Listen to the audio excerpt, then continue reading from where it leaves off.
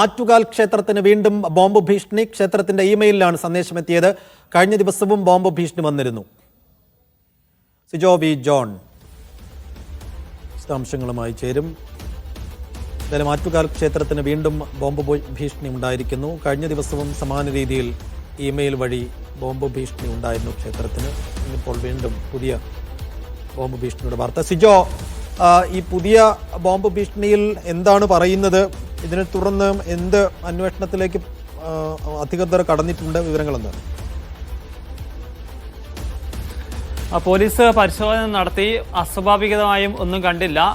Police പരിശോധന പൂർത്തിയാക്കി മടങ്ങുകയും ചെയ്തിട്ടുണ്ട്. ഇത് രണ്ടാം തവണയാണ് ഈ ഒരാഴ്ചക്കിടെ ആറ്റുകാൽ ക്ഷേത്രത്തിന് ബോംബ് ഭീഷണി വരുന്നത്. ക്ഷേത്രത്തിന്റെ ഇമെയിലിലേക്ക് തന്നെയാണ് ബോംബ് ഭീഷണി വന്നത്. 3 മണിയോടുകൂടി ഈ സ്ഫോടനമുണ്ടാകും, അവിടെ നിന്ന് ആളുകൾ ഒഴിയണം എന്നുള്ളൊരു കാര്യമാണ് ആവശ്യപ്പെട്ടിരുന്നത്. അതിന്റെ അടിസ്ഥാനത്തിലാണ് ഫോർട്ട് പോലീസ് അതിവേഗം തന്നെ എത്തി പരിശോധന നടത്തുകയും ചെയ്തിരിക്കുന്നത്.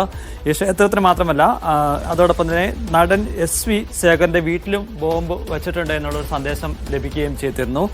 ഇവിടെ ബോംബ് വയ്ക്കുന്നതിന് തമിഴ്നാട് പോലീസിന്റെ സഹായം ലഭിച്ചിട്ടുണ്ട് എന്നും ഈ ഇമെയിൽ സന്ദേശത്തിൽ പറയുകയും ചെയ്തിരുന്നു. അതായത് ഇത് എവിടെ നിന്നാണ്, ആരാണ് ഇത് അയച്ചത് എന്ന് സംബന്ധിച്ച് പോലീസ് പരിശോധന നടത്തുകയാണ്. സൈബർ വിഭാഗത്തിന് ഈ ഇമെയിൽ സന്ദേശം കൈമാറുകയും ചെയ്തിട്ടുണ്ട്. ശരി സിജോ.